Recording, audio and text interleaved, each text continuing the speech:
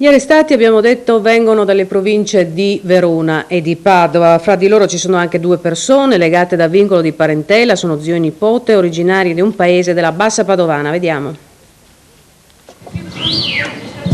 I familiari di Christian Contin chiedono solo di essere lasciati in pace. Christian, 23 anni, abita in questa casa ad Urbana, in provincia di Padova, e tutti e 8 gli uomini del comando vivono tra la Bassa Padovana e la provincia di Verona. Sono operai, artigiani, lavoratori, tutta gente tranquilla della campagna veneta. Come persona non sempre stata a posto, non ho mai sentito niente, mai. Siamo a Casale di Scodosia e questa è la casa di Flavio Contin, uno degli 8 arrestati assieme al nipote per l'assalto di questa notte in piazza San Marco.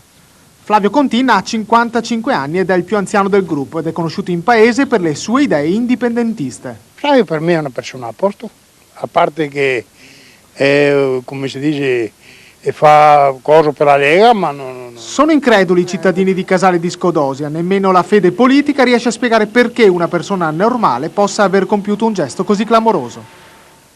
Ecco, ma chi sono questi 8 uomini autori di questa incursione a Piazza San Marco? Molti poco più che ventenni, qualcuno fa l'imprenditore, tutti delle province di Padova e Verona, qualcuno già sotto inchiesta a Verona, e c'è anche chi ha avuto in passato idee leghiste. Ma sentiamo l'inviata, Maria Grazia Mazzola.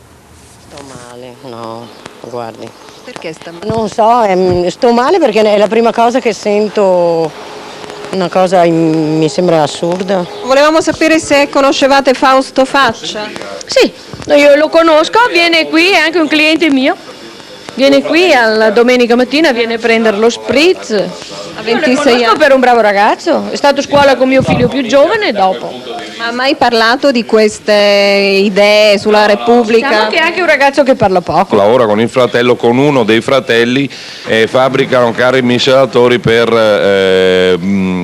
l'agricoltura, anzi per la zootecnia. Quindi una famiglia di imprenditori? Da sempre. Il paese non ha niente da dire di quella gente lì, ma neanche i leghisti.